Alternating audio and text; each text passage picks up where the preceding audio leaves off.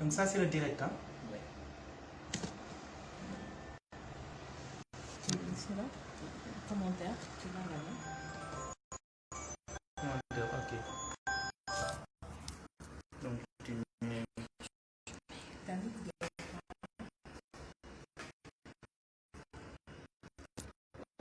Non, tu peux mettre juste pas poser le thème de...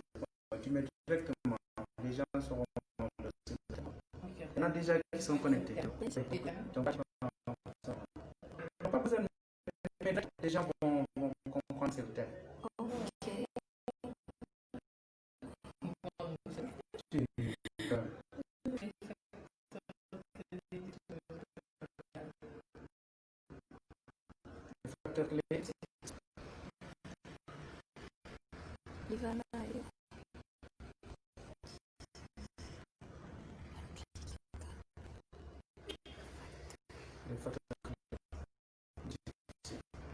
Il y a 3 personnes qui sont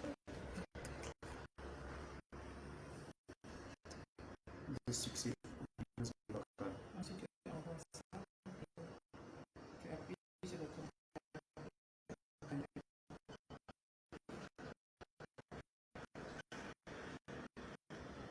Ensuite,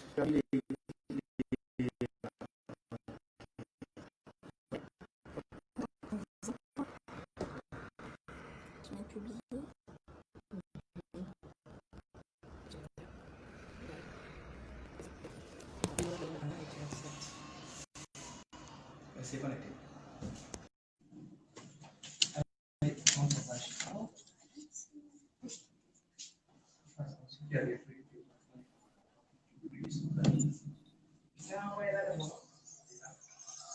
Bonsoir. Bonsoir Hélène. Vous allez bien? Vous allez bien, madame? Oui, ça va. Alors, on va commencer là parce que je suis un peu en retard. Il n'y a pas de souci, je vous écoute. Ok, je vais me présenter d'abord. Bonsoir à tout le monde, bonsoir à toutes ces personnes qui sont là, les 10 personnes qui sont en train de nous suivre. Je m'appelle Hélène Shannon John, étudiante en 2e année, bientôt en Hospitality Management. J'ai 21 ans et actuellement en stage chez Madame Odile à Amazing Teranga. Oui. Aujourd'hui, nous avons le plaisir de la recevoir, elle, qui est la directrice en personne. Et je la laisse se présenter à vous. Alors, bonsoir tout le monde, bonsoir à nos chers auditeurs. Donc, comme l'a dit notre hôte Hélène Shannon, je me présente, je m'appelle Marie-Odile. Je suis la directrice de Amazing Teranga, qui est une agence de voyage qui développe la marque Visiter le Sénégal. Donc, Visiter le Sénégal, c'est un blog voyage. Excusez-moi. C'est un blog voyage sur la destination Sénégal et nous traitons sur toutes les destinations touristiques. On va en parler, je pense, un peu plus tard. Oui, exactement. D'accord. La première question, je pense que vous y avez répondu parce que c'était la présentation. Et pouvez-vous aussi nous parler un peu de votre parcours académique et professionnel? Alors, après mon baccalauréat que j'ai eu ici au Sénégal, j'ai eu envie de découvrir en fait le secteur touristique qui me passionnait dès le début. Et donc, j'ai été au Maroc où j'ai fait une formation, une licence en management touristique avec option administration et gestion des entreprises hôtelières et touristiques. Et par la suite, après l'obtention de ma licence, j'ai intégré un master en France en gestion de projets touristiques. Donc, après mon master, je suis automatiquement rentrée au Sénégal où j'ai intégré un groupe hôtelier à l'époque qui n'est plus d'actualité, en tout cas pour l'instant, qui s'appelait le groupe Enfa à l'époque. Donc, c'était le Café de Rome, le Casino du Cap-Vert et l'Hôtel La Madrague. Donc, aujourd'hui, c'est 3 établissements qui sont différents les uns des autres. Ce n'est plus un groupe. Où je suis restée un peu plus de 2 ans. Et par la suite, j'ai eu une opportunité en Casamance, dans le sud du Sénégal, où j'ai pris fonction dans un hôtel qui s'appelle l'Hôtel Aubert, donc où j'ai été directrice d'exploitation. Donc, après l'Hôtel Aubert, j'ai poursuivi ma carrière ici à Dakar dans un autre groupe hôtelier qui s'appelle Wakola, où j'ai fait notamment l'ouverture de la seconde unité du groupe. Et par la suite, après Wakola, c'est là que j'ai décidé d'aller un peu plus vers la consultance. Et par la suite, j'ai décidé de lancer à plein temps, en tout cas, visiter le Sénégal et d'en faire une agence aujourd'hui de voyage, donc Amazing Teranga. Voilà. Super. On apprécie énormément votre parcours Merci beaucoup. parce que, étant donné que vous avez fait autant, vous avez eu autant d'expérience dans le secteur du tourisme, et c'est ainsi que je vais vous donner le titre d'expert en tourisme. Et à ce titre, oui, et à ce titre, j'aimerais vous poser la question à savoir, quelle analyse faites-vous de l'offre touristique en termes d'hébergement et d'activités de loisirs? Donc aujourd'hui, sur la base de mon expérience en tout cas et de ce que j'observe au Sénégal, je vais me permettre de différencier deux types de tourisme. On a l'offre de tourisme d'affaires et l'offre de tourisme de loisirs. Donc en termes de capacité, par exemple, d'hébergement, je pense qu'au Sénégal aujourd'hui, nous avons un énorme manque en termes de capacité de lits. Donc, si, par exemple, on s'éloigne de la zone de Dakar et de Saly, on se rend vite compte que sur plusieurs destinations, on a très peu d'offres. En tout cas, sur certaines destinations, on peut se retrouver avec 2-3 hôtels. Je prends aujourd'hui le cas de Ziguinchor, par exemple. Pour la destination Ziguinchor Centre, en tout cas, on a 3 grands hôtels actuellement. Étant donné que l'hôtel Aubert est fermé depuis 3 ans, on a l'hôtel Kajandoumagne, l'hôtel Flamboyant et Nemakadjo. Alors que Ziguinchor, c'est un hub de passage pour ceux, par exemple, qui viennent faire du tourisme d'affaires de la Guinée-Bissau, ceux qui viennent des autres régions comme Kolda, Tamba. Donc, les ONG, aujourd'hui, ils ont besoin de cette capacité d'hébergement sur ces destinations-là. Et on a un énorme manque en termes de literie.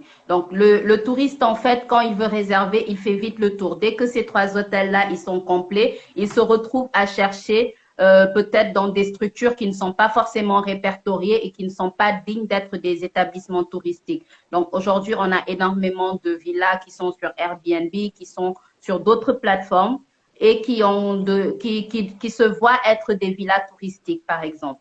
Je prends également le cas sur une destination qu'on a eu à faire ensemble, en tout cas, il y a quelque temps, donc Palmarin, par exemple. À Palmarin, aujourd'hui, nous avons une offre qui est aussi très limitée.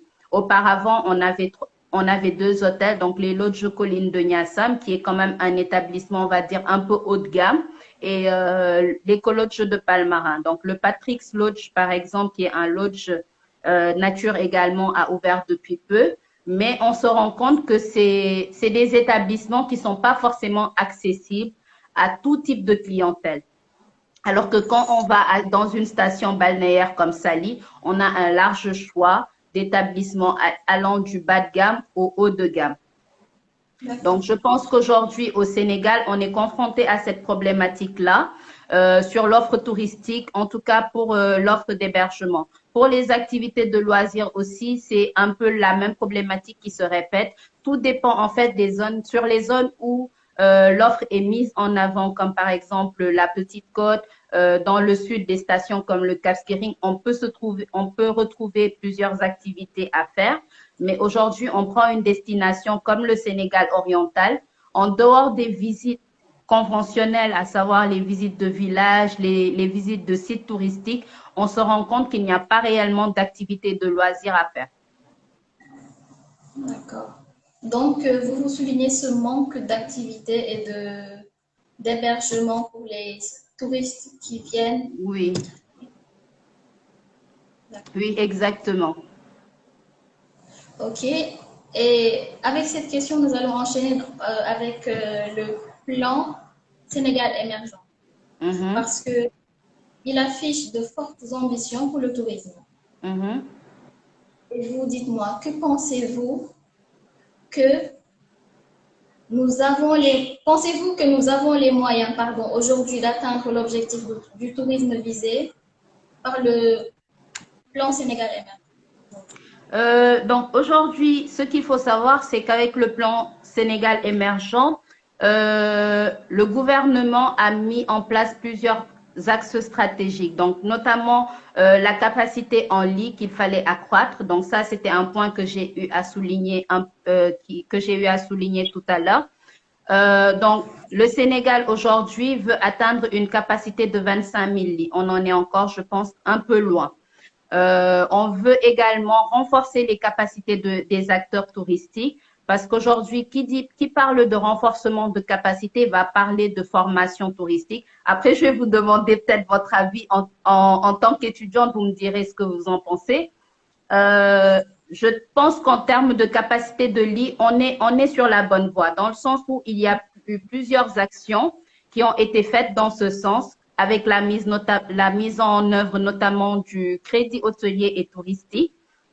Donc, pour ceux qui ne le savent pas, le gouvernement a mis en place un fonds qui est destiné au secteur touristique. Donc, les acteurs, en fait, ils peuvent venir faire des demandes de subventions, des demandes de financement, moyennant un certain pourcentage. Par exemple, pour les hôteliers, ils peuvent avoir des crédits allant jusqu'à 250 millions.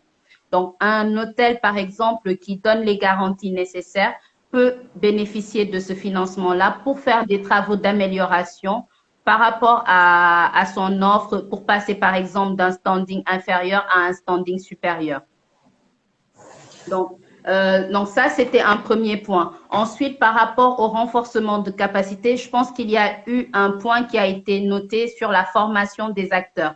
Aujourd'hui, à savoir que moi, par exemple, personnellement, j'ai fait le choix d'aller faire mes études à l'étranger parce que pour ce qui était en tout cas du secteur touristique, à l'époque, je ne trouvais aucune formation, du moins avant, tellement je donne des cours, donc je vois ce qu'il y a en termes d'offres touristiques, mais auparavant, il n'y avait absolument rien pour en tout cas accompagner les managers dans le secteur touristique. Les principales formations qu'il y a aujourd'hui dans le domaine au Sénégal, c'est plus lié à la restauration ou au service de l'accueil. Donc, à savoir l'hébergement, la réception et tout ce qui s'ensuit ou tout ce qui est lié au service en salle. Donc, pour être serveur, pour être chef de rang ou pour être directeur de la restauration. Mais les managers en soi, comme j'ai dit, je parle de mon expérience en tout cas, c'était plus des étrangers qui venaient et qui avaient cette formation qu'ils avaient reçue d'un autre pays et ils venaient pour prendre poste auprès des hôtels ici. Donc, on assiste de plus en plus avec cette nouvelle génération à des acteurs qui ont reçu leur formation ici et qui ont les compétences nécessaires, en tout cas pour gérer ces hébergements touristiques. Donc, je pense que Telma fait partie de ces acteurs-là qui accompagnent quelque part. Mais pour revenir un peu à la stratégie du gouvernement liée à la formation, pour moi, il manque encore quelques outils à mettre en place. Parce qu'ils ont mis en place un cluster tourisme, justement, qui était lié à cet aspect formation-là. Et aujourd'hui, le cluster tourisme, à un moment donné, on n'en a plus entendu parler. On ne sait pas réellement ce qui a été fait en termes de formation, quel accompagnement a été fait. Et il y a 2 ans de cela, par rapport à mon métier d'hôtelière, j'ai eu aucun retour sur ce cluster tourisme. Donc, pour moi, en termes de formation, sur leur plan, sur leur stratégie du plan Sénégal émergent, il y a encore des choses qui restent à faire valoir. Ensuite, il y a le fait d'aider à la création de micro-entreprises. Ça rejoint un peu ce que j'ai dit un peu plus haut par rapport au crédit qui a été mis en place. Il y a le fait d'améliorer l'environnement.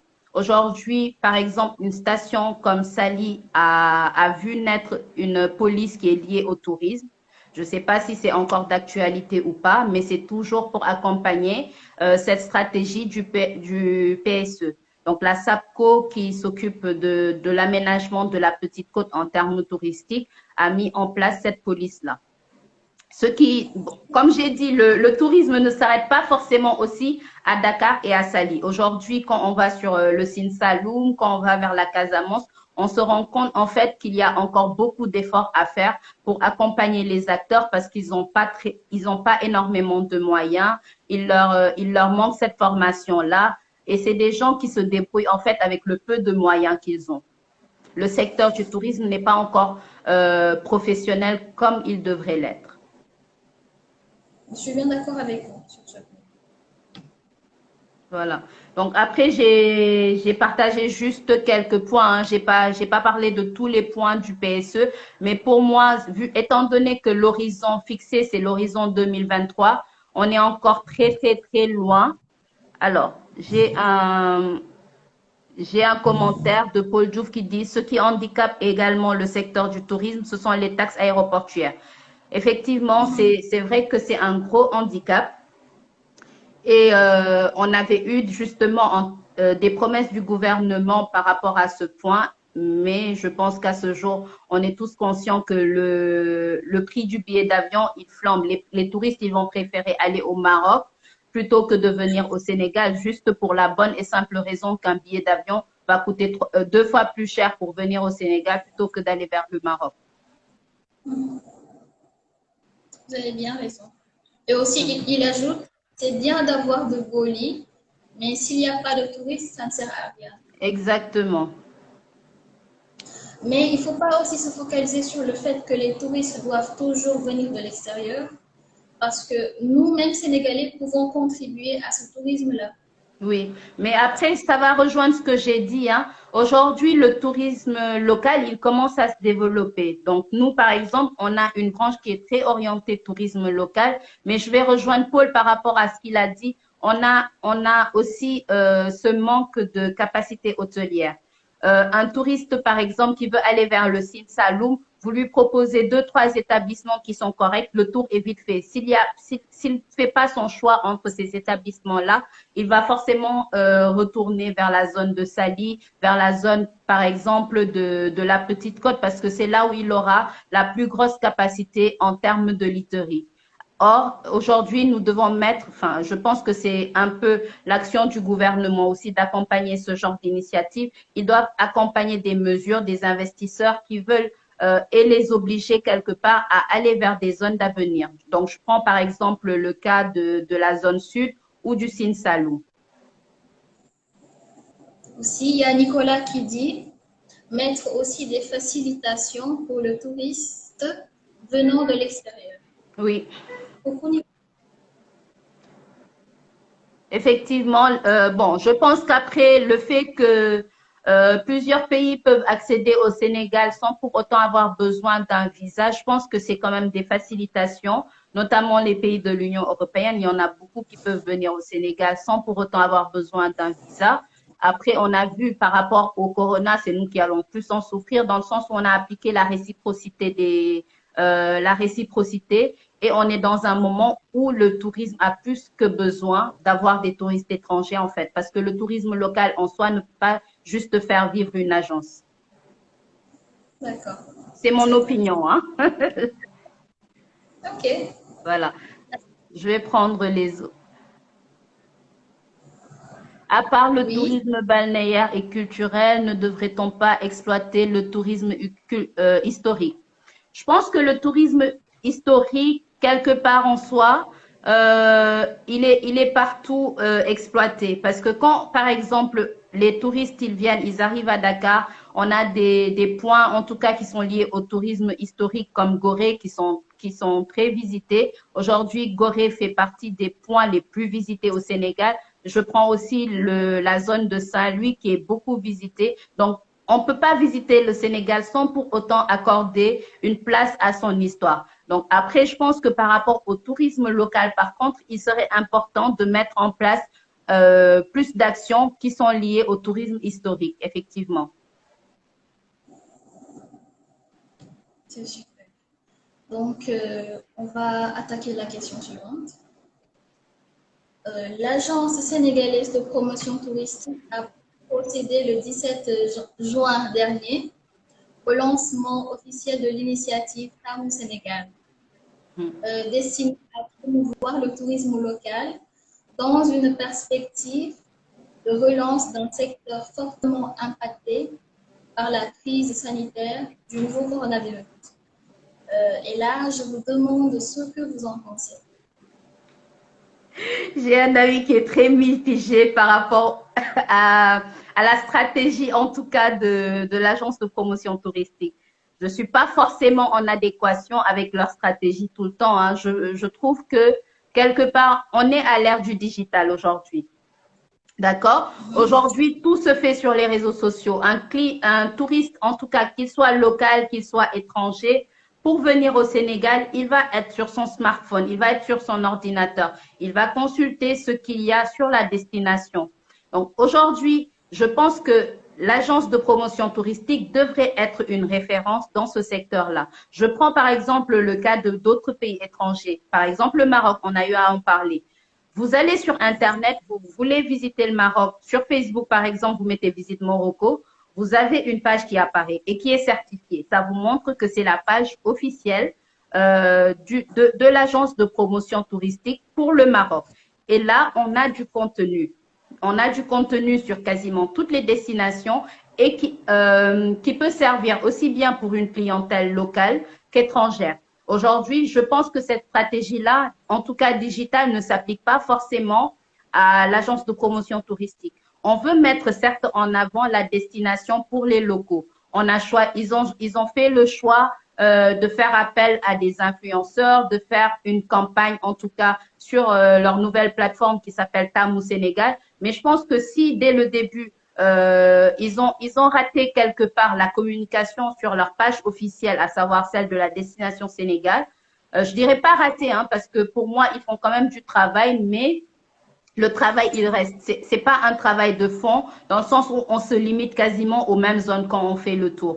C'est plus lié, leur communication, elle est plus liée aux zones comme la Petite Côte, comme peut-être éventuellement le Sine Saloum. Aujourd'hui, on prend par exemple la destination Kédougou. Quand on met, ne serait-ce que sur Internet, hein, des images des cascades qu'il y a au Sénégal, les gens nous disent c'est Dindéfelo. Il n'y a pas que Dindéfelo au Sénégal. Et quelque part, pour moi, c'est à l'ASPT de montrer, ne serait-ce qu'au Sénégalais, avant de le montrer, hein, à l'étranger, qu'il y a beaucoup de richesses dans ce pays-là. Et pour moi, la communication, elle est lésée. Donc, on ne peut pas quitter une communication depuis la page. Et le fait de créer, en fait, plusieurs spots, ça disperse le client. Ça disperse, en fait, la personne qui doit recevoir l'information. C'est bien beau d'avoir une initiative qui est liée au Covid. C'est bien. Mais je pense qu'elle pouvait être rattachée directement à l'esprit de la destination Sénégal.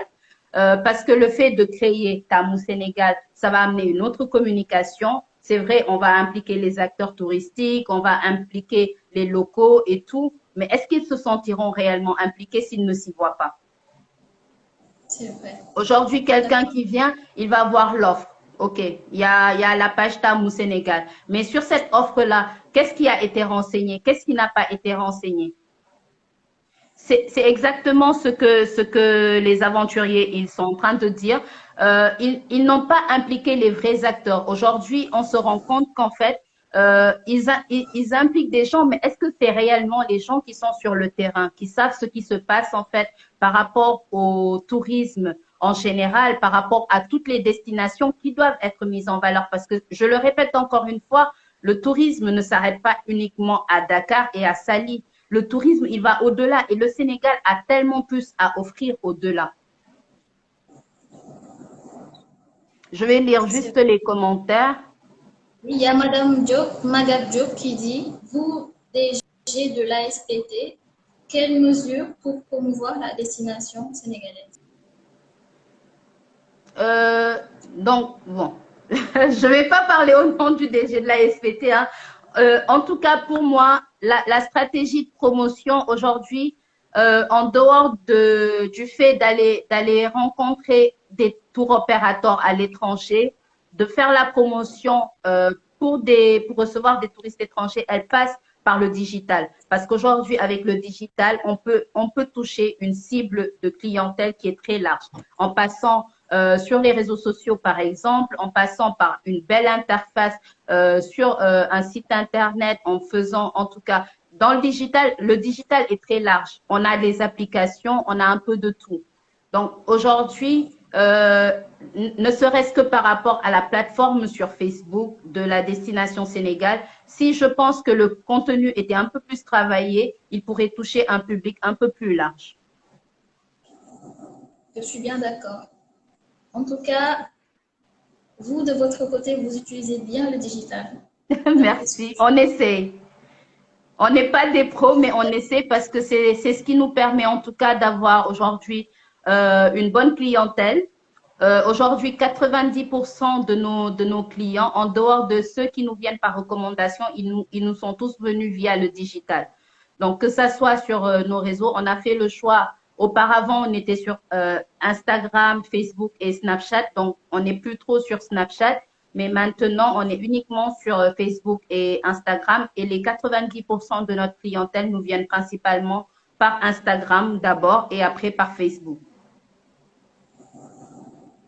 Et il y a un commentaire, il y a des commentaires même. Il y a les aventuriers du salon qui disent « Coucou, Tam au Sénégal, dommage qu'ils attendent le Covid pour le savoir. La SPT doit impliquer les vrais acteurs. » Et ça, on est d'accord. C'est ça. En fait, pour rejoindre un peu les aventuriers, hein, c'est peut-être ils sont en train de faire un rappel par rapport à des événements parce que là récemment on a vu que la SPT avait commencé une campagne pour inviter des influenceurs. Donc comme les aventuriers l'ont dit, c'est dommage qu'ils aient attendu le Covid parce que ça c'est une stratégie qui aurait dû être mise en avant bien avant.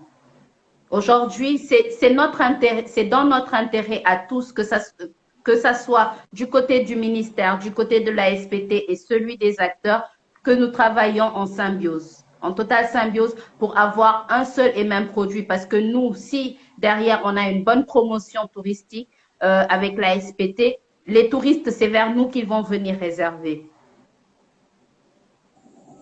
C'est vrai. Il y a aussi Kima Girl qui dit « Je pense qu'il devrait cibler… » Exactement, il dit la même chose que les aventuriers du salon, d'après ce que je vois. Oui. Merci pour les commentaires. Alors, une question encore. Bonjour JD. Quelles sont les initiatives de Amazing Teranga dans ce sens-là? Qui sont liées au tourisme local? Oui. Alors, nous, en sachant que nous, on a commencé avec le tourisme local. Avant d'avoir des touristes étrangers, le blog, en tout cas, il est né justement parce que quand je l'ai créé, avant d'avoir l'équipe et tout, ça s'est fait en 2016 où je vivais en Casamance. Donc, au début, c'était vraiment pour partager des photos. J'allais sur les réseaux, je montrais des images des belles plages du Cap Skirring. Et les gens étaient étonnés en fait en me disant « Mais tu es encore en vacances où ?» Je leur dis « Non, je suis au Sénégal. » On me dit « Mais comment ça se fait que tu sois au Sénégal et que les plages soient aussi belles ?» Je leur dis « Je suis dans le sud. » Et du coup, il y avait des questions du genre « Oui, est-ce qu'il y a des coupeurs de route? Est-ce qu'il y a des rebelles? Cette appréhension, cette peur de la Casamance ?» Et donc, le blog est né un peu pour casser ce code, pour montrer aux gens, n'ayez pas peur. La Casamance, c'est une belle région qu'il faut venir découvrir. Parce que même moi, avant d'aller m'installer, tout le monde me disait, mais tu es folle, tu vas t'installer dans un pays, dans une zone du Sénégal où tu risques de te faire tuer. Donc, c'était pour casser un peu ces questions-là, pour casser ces appréhensions-là, que j'ai créé le blog à la base en 2016. Et donc, à la suite, j'ai eu un amour franchement très profond pour la Casamance.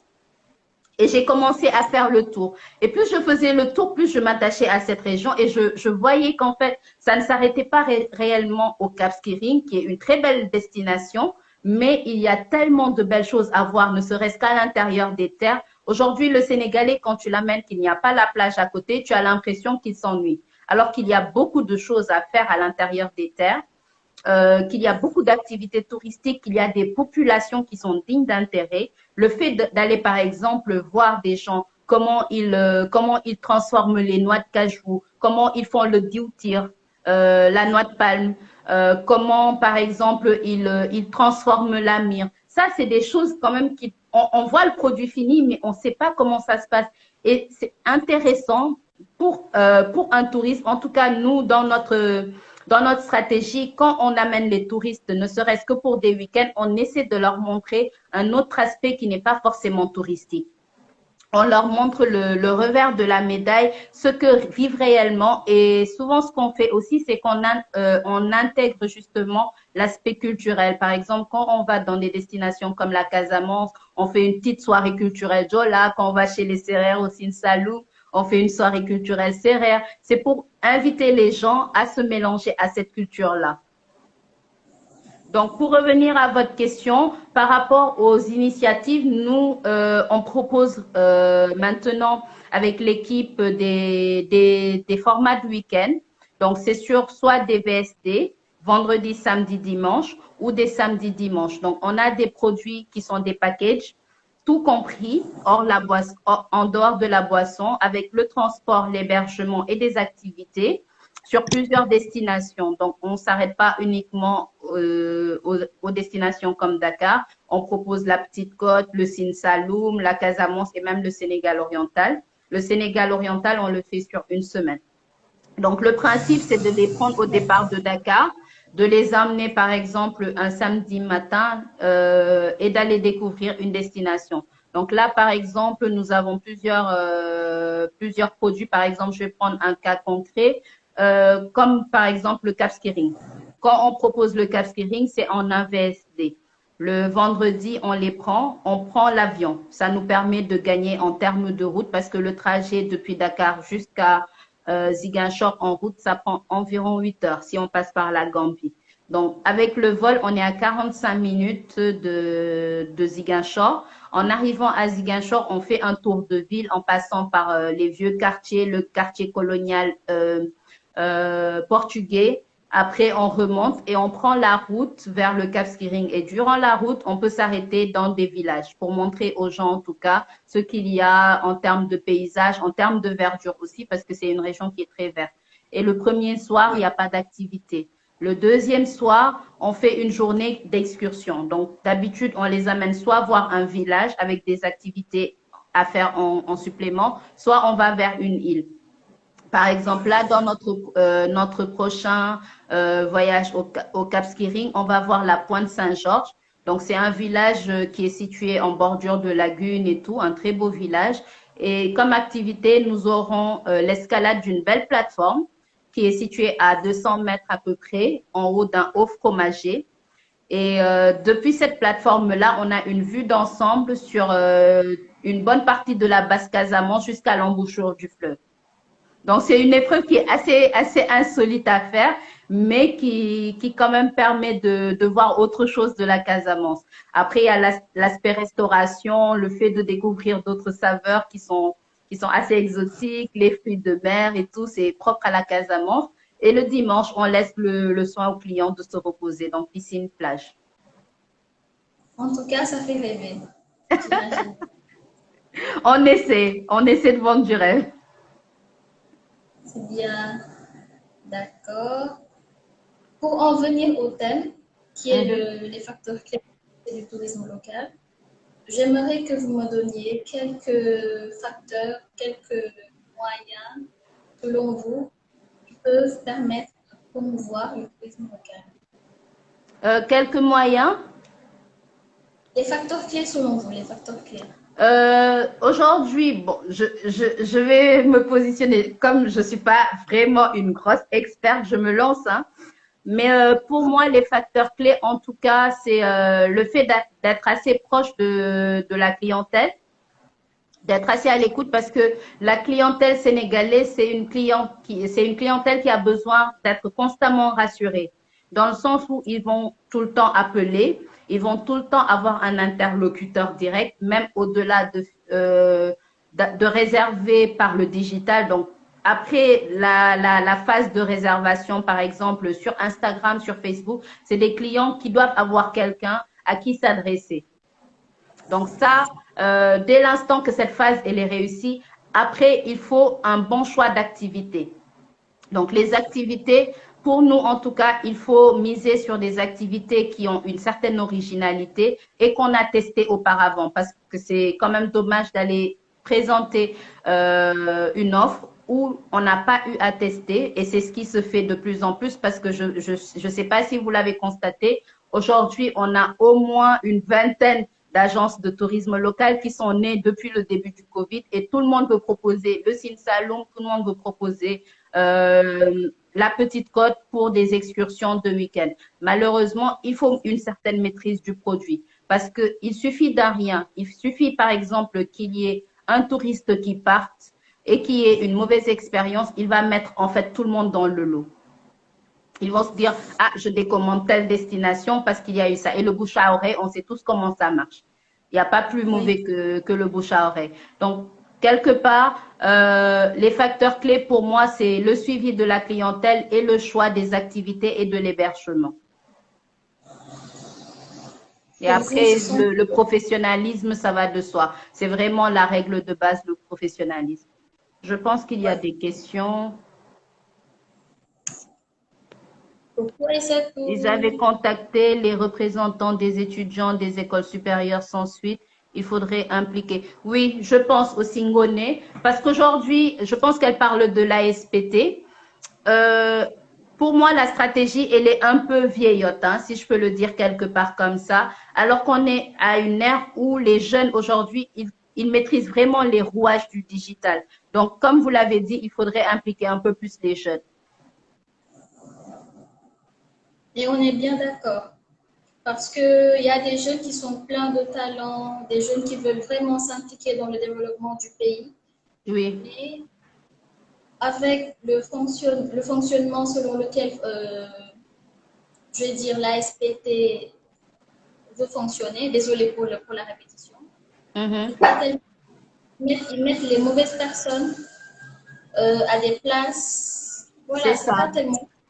C'est ça. En fait, il faudrait que, pour moi, pour vendre un produit, il faut le connaître. Aujourd'hui, on prend des destinations comme le Sénégal oriental. Excusez-moi, il y a ma chienne qui aboie. Donc, on prend aujourd'hui une destination comme le Sénégal oriental, avec les Bédiques, les Bassaris. En fait, ce qui est mis en avant pour le Sénégal oriental, je ne sais pas, les autres me diront si peut-être ils ont une autre expérience de ça, mais c'est plus par exemple les chutes de Dindéfelo. Aujourd'hui, quand on voit qu'il y a au Sénégal des peuples qui ont le nez troué, ils se disent on n'est peut-être pas au Sénégal. Alors que, je dis juste un exemple, hein, le fait de prendre par exemple cette destination-là et de le mettre en avant pendant un mois, de bombarder les gens d'images sur cette destination-là, de leur montrer, écoutez, cette région, elle est riche, il y a ça, il y a ça, il y a ça. Ils prennent de bons ambassadeurs. Parce qu'aujourd'hui, je prends par exemple le cas des aventuriers du Saloum qui sont sur la page. Ils ont fait une opération qui a été assez intéressante avec un chanteur sénégalais qui est assez suivi, Wally Seck, sur le Sin Saloum. Mais tout le monde s'est posé la question, pourquoi on n'irait pas sur cette page-là? Pourquoi on n'irait pas vers cette destination-là? Et aujourd'hui, c'est le rôle de l'ASPT, en fait, de prendre en charge ce genre d'initiative. C'est pas le rôle vraiment, parce que les acteurs, quand ils le font, ils investissent leurs moyens personnels. Nous, aujourd'hui, pour faire ce genre d'action, on prend de notre bénéfice, on injecte de l'argent pour faire la promotion de notre pays. C'est notre rôle parce que ça nous sert. Mais l'ASPT doit accompagner ce genre d'initiative-là aussi et mettre en avant d'autres destinations. Kédougou, il y a beaucoup de chutes. Aujourd'hui, moi, j'ai été surprise la dernière fois sur une page Facebook qui s'appelle Bon Plan, où on partage quand même beaucoup de contenu sur le Sénégal. Il y a eu une chute qui a été proposée, des chutes, je pense, qui étaient à Dimboli. Et tout le monde disait c'est Dindéfelo. Je leur dis non, il n'y a pas que Dindéfelo. On a eu à voir ne serait-ce qu'au moins 4 cascades dans la région quand on est allé en prospection. Et il y en a énormément. Parce que c'est une région qui est frontalière à la Guinée et on profite en fait des mêmes paysages que la Guinée, à savoir les hautes montagnes, les paysages, quand il pleut, tout est vert, il y a de belles cascades et tout, mais c'est pas mis en avant. On est bien d'accord. Et espérons que l'ASPT pourra prendre d'autres mesures beaucoup plus innovantes, histoire de relever le tourisme local. C'est ça. Je vais voir un peu. Adocélina, merci. Euh, Camille Girl, je pense également que les tarifs des packages sont très déterminants pour la clientèle locale qui veut en général vivre des expériences inédites mais à coût assez réduit. C'est vrai.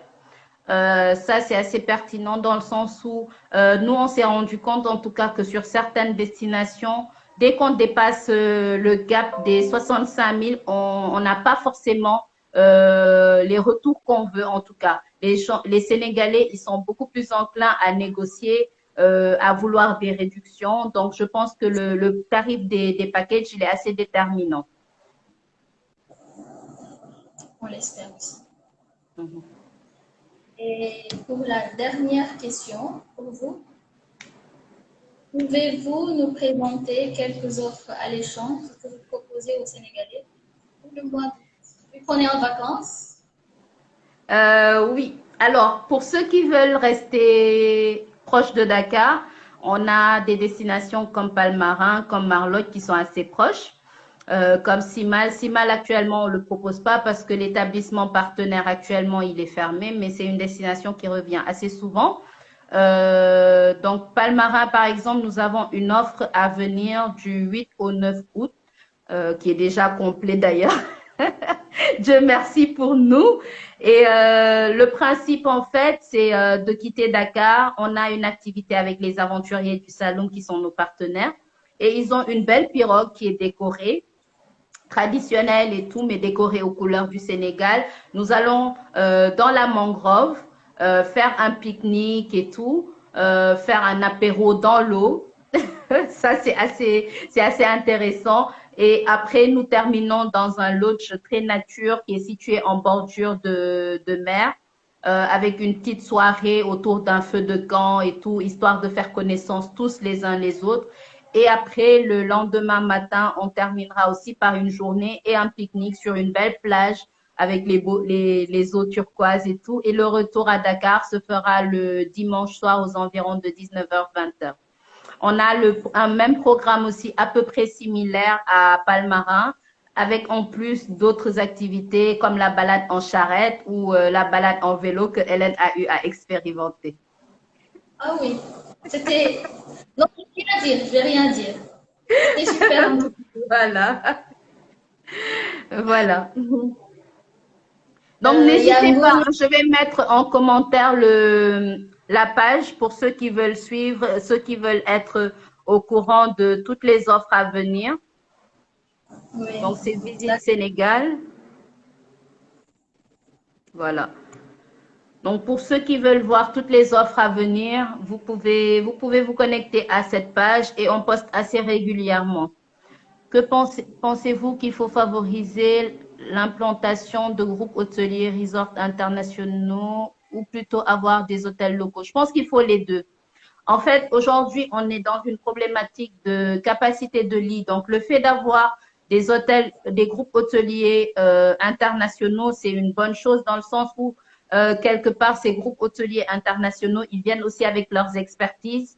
Ils viennent avec leur expertise, ils arrivent à former le personnel. Donc, et ils recrutent aussi au niveau local. Donc, c'est une manne quelque part pour les locaux d'avoir ce genre d'investisseurs qui arrivent. Mais il faut aussi des hôtels locaux, dans le sens où c'est pas toutes les destinations, en fait, qui sont forcément dans cette problématique du tourisme d'affaires.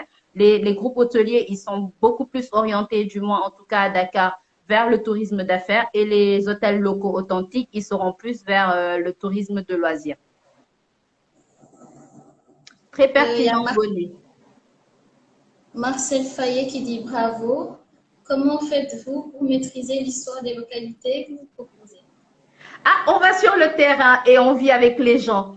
Je vais vous raconter une anecdote. Nicolas qui est ici sur le live, c'est mon compagnon de voyage. Par exemple, aujourd'hui, une destination, je parle de Kédougou, hein, j'en parle énormément parce que c'est une destination qui m'a beaucoup marquée, dans le sens où on s'est tapé 15 heures de route pour arriver, déjà. Donc ça, le fait de dire à un Sénégalais qu'on fait 15 heures de route, ça le freine. Mais nous, quand on propose en circuit, c'est un peu moins. Donc, pour revenir à votre question, l'histoire des localités, il faut aller sur place. On a des guides locaux aujourd'hui sur chaque destination qu'on propose. Mais au-delà des guides locaux, il faut aller sur place, voir les populations locales, manger avec eux, partager leur quotidien pour voir en fait, parce que c'est eux qui vont vous raconter leur vécu, ils vont vous parler de leur histoire beaucoup mieux que les guides locaux. Ça, c'est vrai. Aller sur le terrain, découvrir et venir raconter aux autres, histoire de leur donner envie d'eux, eux aussi, aller découvrir. Oui. Raïssa, pour les tarifs, vous avez tout sur la page Visite Sénégal. Donc, pour Marlotte, c'est 68 000 le package et pour Palmarin, c'est 65 000. C'est un tout compris. Vous avez le transport, l'hébergement et les activités que j'ai citées tout de suite. Et vous payez juste en fait votre boisson. Vous arrivez peinard et il y a juste la boisson que vous payez à la fin du séjour. C'est tout.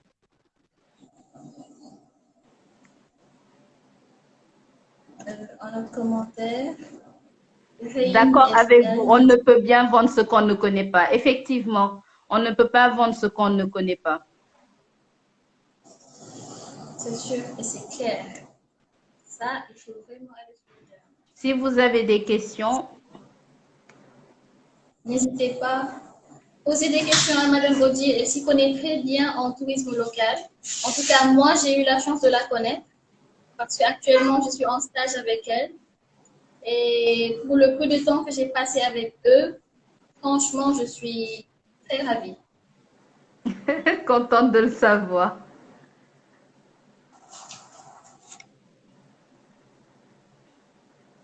Bon, s'il n'y a pas de questions, on va faire un petit truc fun. Vous connaissez le portrait chinois, je pense? Non. Ok. Je vais vous poser une question et vous allez me répondre. Ah, ok. Si vous étiez une destination, laquelle choisirez-vous? Casamance. Et pourquoi? Parce que c'est mon coup de cœur. Je me vois finir en Casamance. Je me vois faire ma vie en Casamance parce que c'est la nature, c'est la verdure, c'est tout ce que j'aime. Ouais, c'est Le la vie. dépaysement. La vie là-bas, elle est très simple. C'est ça. Et on a un commentaire de... Des excursions à Dakar et aux alentours. On a des excursions d'une journée aux alentours de Dakar. Demain, par exemple, nous avons un groupe qui part à Banja.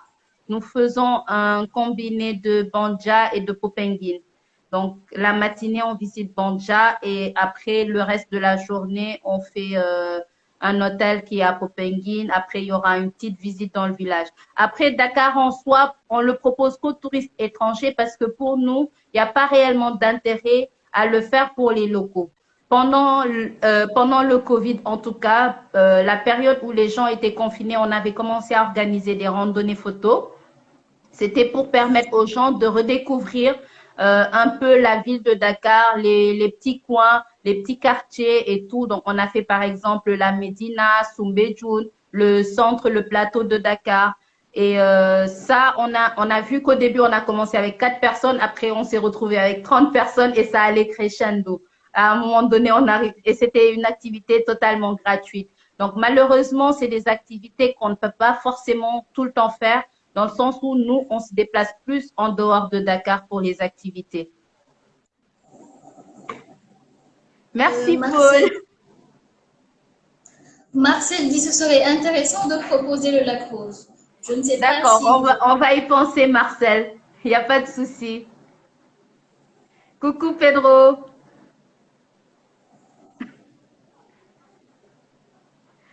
Est-ce que vous avez... Oui, on a énormément de contraintes qui sont liées au Covid.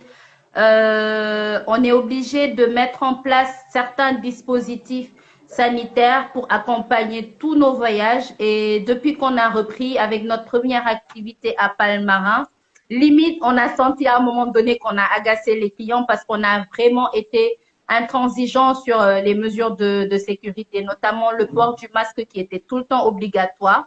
Donc, les clients, ils ont gardé le masque tout au long du week-end, même pendant même quand ils étaient à l'hôtel et tout. Au niveau du restaurant, il y avait la distanciation sociale. Donc, quelque part, ça a été une contrainte pour nous dans le sens où quand on arrive dans un hôtel, on se met tous ensemble. Ça permet d'avoir une certaine cohésion de groupe et tout, de pouvoir échanger avec les clients. Là, on a été obligé de disperser les clients pour qu'ils puissent manger. Et même pour les activités, quand ils étaient tous ensemble, ils avaient tout le temps le masque. Il y a la prise de température au moment du départ. On achète tout le temps des masques aussi à chaque activité. On désinfecte tout le temps les bus que nous utilisons. Donc, quand par exemple, on fait un trajet entre Dakar et Fadjoud, si on s'arrête à Nianing, par exemple, pour que les gens ils descendent, ils fassent pipi et tout, dès qu'ils sortent, le chauffeur, il désinfecte automatiquement la voiture. Donc, c'est des mesures comme ça que nous prenons en charge. C'est lourd aussi quelque part financièrement parce que pour chaque activité, il faut investir en matériel, il faut investir pour mettre en place ces mesures-là. Et derrière, il y a le fait de suivre le client. Quand on a aujourd'hui un groupe de 30 personnes ou plus, il faut veiller à ce que chacun puisse avoir maîtrisé en tout cas les gestes barrières parce qu'il suffit qu'il y ait juste une personne qui soit porteur sain, qui puisse le transmettre à d'autres personnes. On ne peut pas contrôler ce genre d'éléments-là. Donc, on est tout le temps en alerte en fait.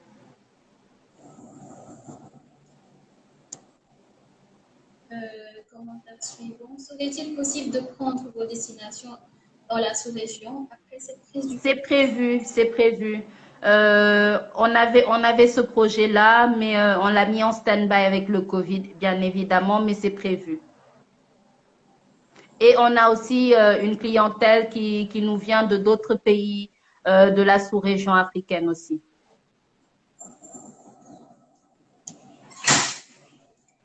Avez-vous Alors, tourisme local, respect des standards, contraintes financières, comment s'y prendre et respecter la balance. C'est ce que je disais tout à l'heure, Lamine.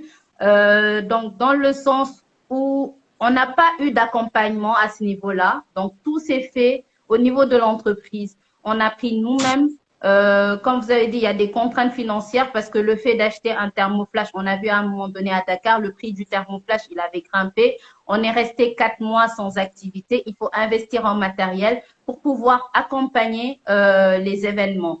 Le tourisme local, c'est des touristes qui sont quand même, les locaux sont des touristes qui sont quand même très intransigeants dans le sens où dès qu'ils vous paient leur argent, ils s'attendent à un confort qui est optimal. Donc, il faut absolument rien louper pendant la prestation. Et il y a le fait que quelque part, il y a des standards à respecter. Donc, quand quelqu'un, par exemple, sort et revient dans le bus, il faut lui mettre à chaque fois le gel. Donc, ça demande une certaine mobilisation de l'équipe et il faut être tout le temps en veille. Et c'est très bien. En tout cas, bravo à vous. Est-ce qu'on a fait une communication spéciale sur le projet ou simplement le bouche à oreille? Donc, sur quel projet vous parlez? Pour la page, en tout cas, au début, c'était principalement du bouche à oreille. On est sur les réseaux sociaux, donc le contenu, c'est ce qui permet de ramener du monde. Après, récemment, on a fait une petite campagne spéciale, en tout cas pour relancer le tourisme à notre niveau. Donc, nous avons fait 2 événements où nous avons invité ce qu'on appelle des influenceurs. Le premier événement, c'était avec nos partenaires des aventuriers. Nous avons fait une journée d'excursion avec certains influenceurs pour leur faire découvrir la zone du Sine Saloum. Et le deuxième, c'était sur Palmarin.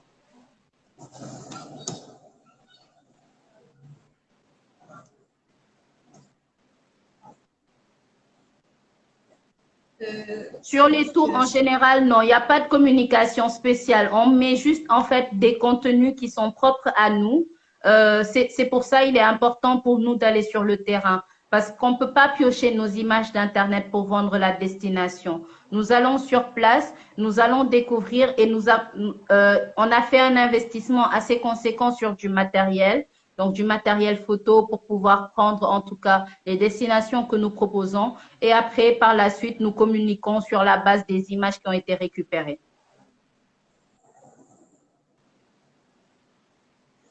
Madame Odile. Bien, Madame Diouf. Oui. J'ai une petite question pour les internautes, pour les followers. Le Sénégal a beaucoup de potentiel touristique, surtout pour ceux qui veulent s'adonner au tourisme de découverte. Quels endroits les conseillez-vous d'aller visiter? D'aller visiter. Oui, Bon, ça dépend de tout un chacun. Pour les aventuriers, allez découvrir Kédougou. Si vous êtes assez aventurier, hein, parce que c'est quand même une zone où il faut être sportif. Après, si vous aimez bien la nature, le dépaysement, le Sine Saloum, il convient. Si vous êtes plus culturel, la Casamance, elle convient. Le Sine Saloum, c'est plus pour aller s'évader le temps d'un week-end. Après, moi, je propose plus le Sine Saloum, la Casamance ou le Sénégal oriental pour découvrir autre chose. Ou Saint-Louis oh, aussi pour l'aspect historique. oui, la ville de Saint-Louis. Et dites-moi, vous faites des excursions à Saint-Louis? Oui, Bien on en fait à Saint-Louis. Mais on ne le propose pas forcément à la clientèle locale parce que la clientèle locale connaît un peu bien. On se dit que par rapport à notre clientèle, en tout cas, que nous avons l'habitude d'avoir, ils connaissent bien Saint-Louis. C'est des gens qui ont déjà eu à aller dans ces zones-là. Donc, on veut s'attaquer peut-être à des cibles de marché qui ne sont pas encore bien visibles, en tout cas. D'accord. On est bientôt à la fin de ce live. On a 4 minutes qui nous restent. S'il y a d'autres commentaires, d'autres questions que vous voulez poser à Madame Jo.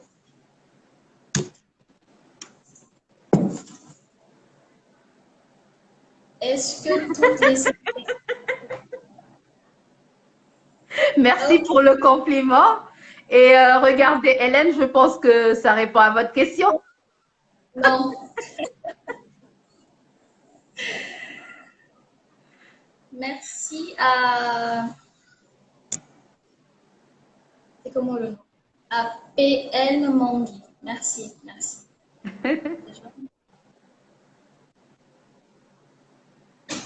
Ngoné demande de terminer ton portrait chinois. Oui, elle a raison. Ok. Si vous étiez un plat, Oui. Le... Alors, les plats. Un plat sénégalais. n'importe quel plat, n'importe quel. Euh, Je suis une grosse gourmande, mais je dirais les gambas de la Casamance. En fait, rien ne vaut les plats de la Casamance. Quand on a des bonnes passes de crabe, des bons gambas, je suis une grosse gourmande et j'assume. Hein. Donc, un bon plat de fruits de mer sur la plage face à la mer de la Casamance, des dauphins qui nagent en fond. Ça vous vend du rêve, n'est-ce pas? Donc, vous avez intérêt à réserver pour la prochaine fois qu'on fera la Casamance. On n'y manquera pas. Merci, Nicolas. Nyokhor. Merci. Alors, Laurent, on écoute votre question.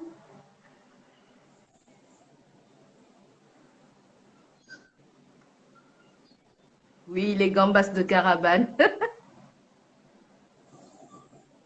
Merci, De Awa. rien.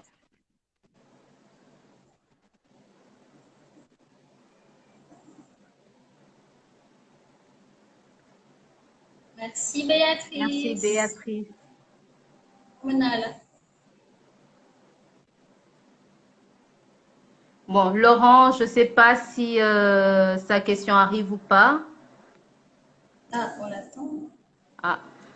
Merci, Ngoné. Merci beaucoup, Ngoné. C'est gentil. Merci, Béa. J'ai Nous, essayé en tout cas. moi, je pense qu'il faudrait poser à Hélène ses anecdotes de voyage. Hein. Il faudra Ah, qu'elle vous raconte ses anecdotes de voyage à la fin. oui, oui, une prochaine fois. Une prochaine fois. Bon, je pense que la question ne C'est vient bon. pas. Oui. Là, on va se dire au revoir. Merci beaucoup. Merci beaucoup pour le temps accordé. Merci pour l'échange. C'était vraiment très riche. C'était un plaisir. Merci. Merci, madame. Au revoir. Au revoir.